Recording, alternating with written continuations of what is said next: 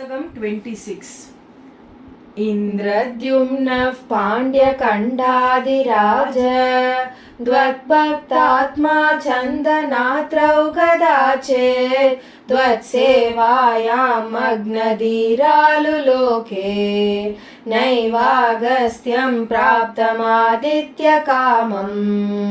कुम्भोद्भूतिः सम्पृक्रोधभार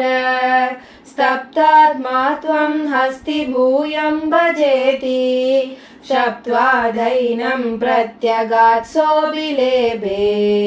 हस्तीन्द्रत्वं त्वत्स्मृतिव्यक्तिधन्यम् दुग्धाम्बोधेर्मध्यभाजी त्रिकूटे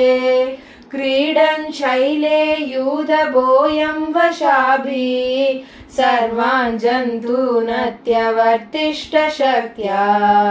त्वद्भक्तानां कुत्र नोत्कर्षलाभ स्वेन देम्ना दिव्यदेशत्वशक्त्या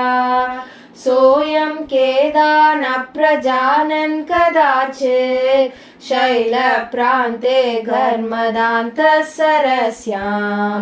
यूदैः सार्धं त्वत्प्रणुन्नोभिरेमे हुहुस्तावद्देवलस्याभिशापात् ग्राहीभूतस्तज्जले वर्तमान जग्राहैनं हस्तिनं पाददेशे शान्त्यर्थं हि शान्तिदोषि स्वकानां त्वत्सेवाया वैभवादुर्निरोधम् युध्यन्तं तं वत्सराणां सहस्रं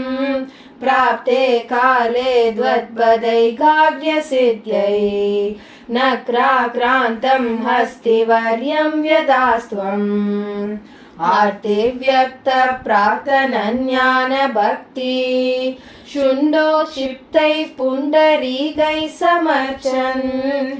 आर्तिव्यक्तप्राक्तनज्ञानभक्ति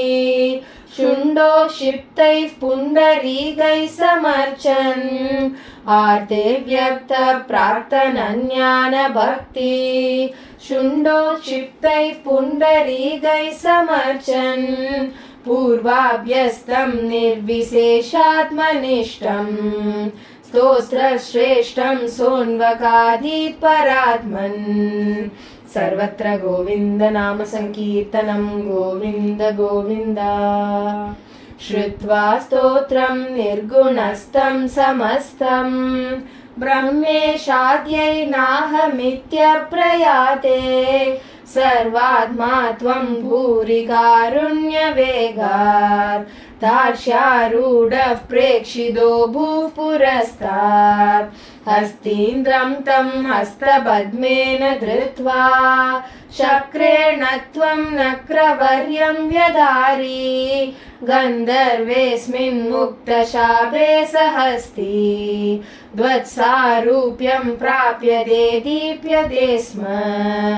एतत् वृत्तं द्वां च मां च प्रगेयो गायेत् सोऽयं भूयसे श्रेयसे स्यात् इत्युक्त्वैनं तेन सार्धं गतस्त्वं विष्णुं विष्णो पाहि वातालयेश सर्वत्र गोविन्द नाम संकीर्तनं गोविन्द गोविन्द।